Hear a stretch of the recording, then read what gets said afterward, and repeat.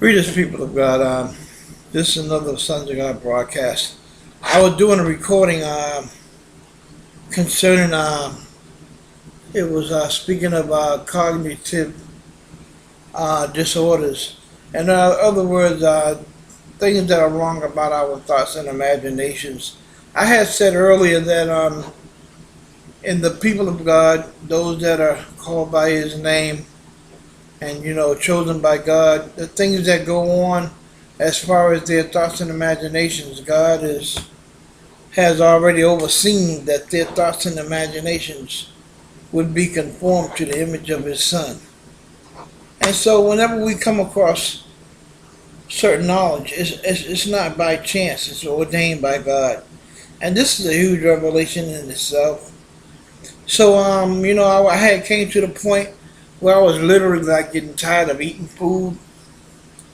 And it was like getting to the point, I was eating breakfast, lunch, dinner, and then something even after dinner. And it was really, I'm like saying, this has gone too far, seem to be overweight. And, so after, the Lord had done some awesome things in my life. And, as the blessings of God, you can interpret those as being fed by the hand of God, receiving the blessings of God. And then, but it's a scary scripture over there in the book of Hosea 13:6. He said, when I fed them, they became satisfied. And then once they became satisfied, they were proud and they forgot about me. So this is awesome. So I was just thinking about, how in my spirit, man, I was desiring to go on a fast. So I was looking for some information coming from not Washington D, but Francis Frangipane, because I had remembered how he was talking about fasting.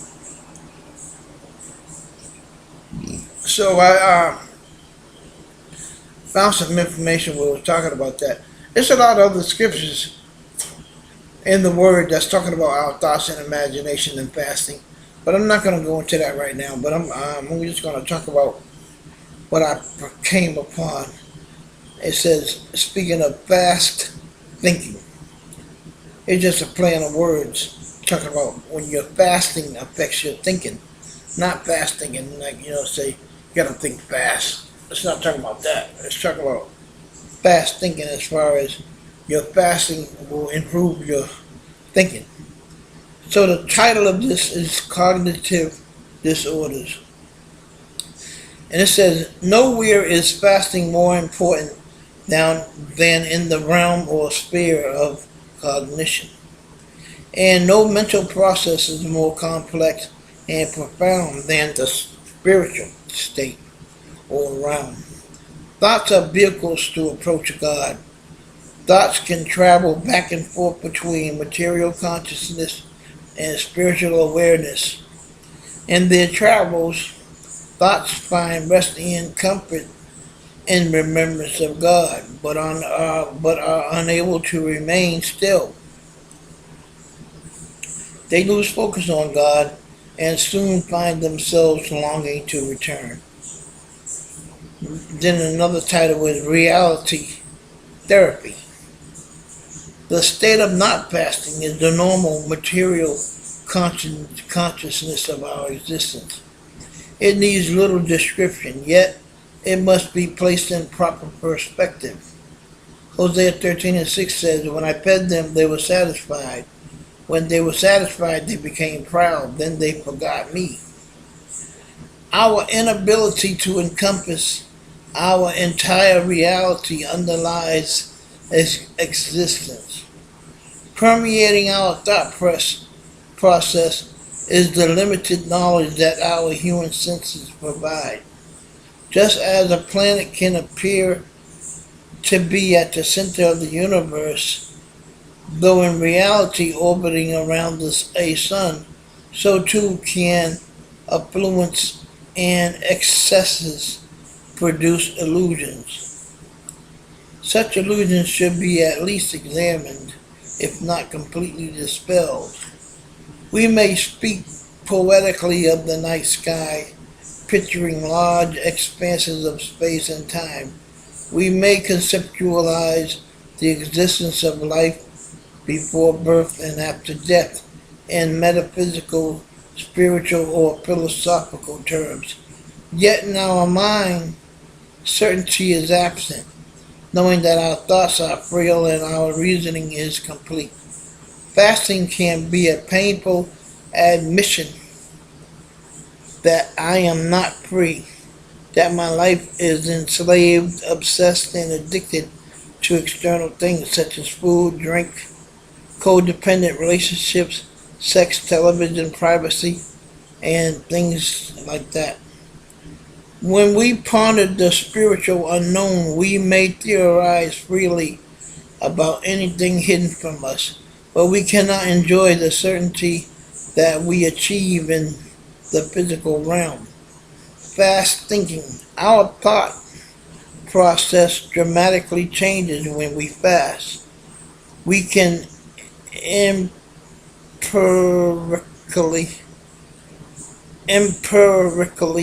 observe the biologic responses. The social consequences are also quite apparent, and the spiritual benefits have been proclaimed by all the great religions. The physical world does not taste very good without food. When fasting, our concerns for the mundane and unconsequential aspects of existence tend to diminish.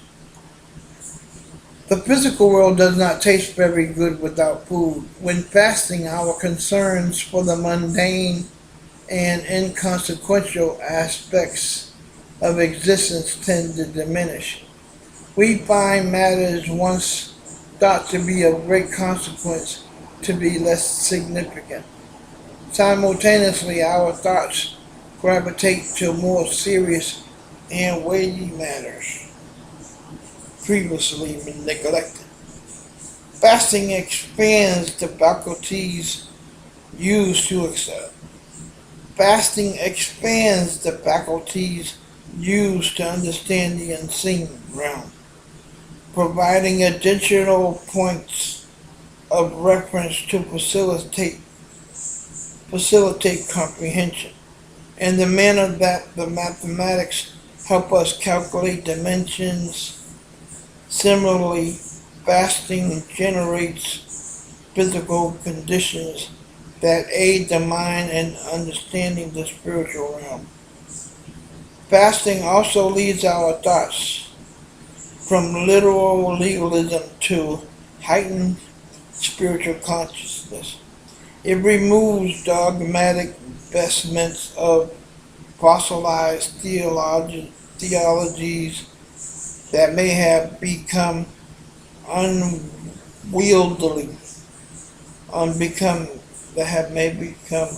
unwieldy. Fasting thereby opens the mind to a panorama of physical, mystical beauty, impossible to retain in conscious memory. Know, oh dear readers, that there are three classes of fast. Fast of the general Muslims. It is to restrain oneself from eating and drinking and from sexual passion. This is the lowest kind of fast. 2.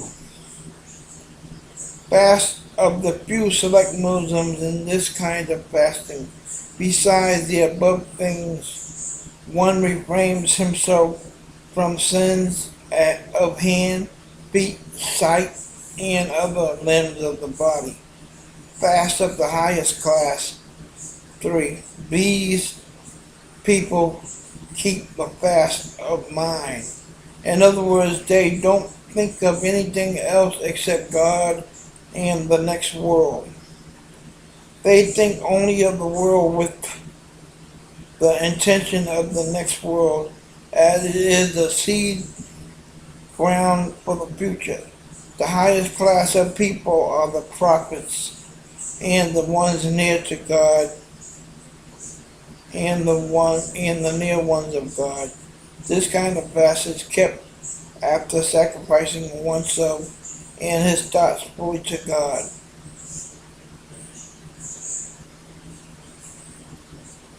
Okay, I just wanted to record that for myself.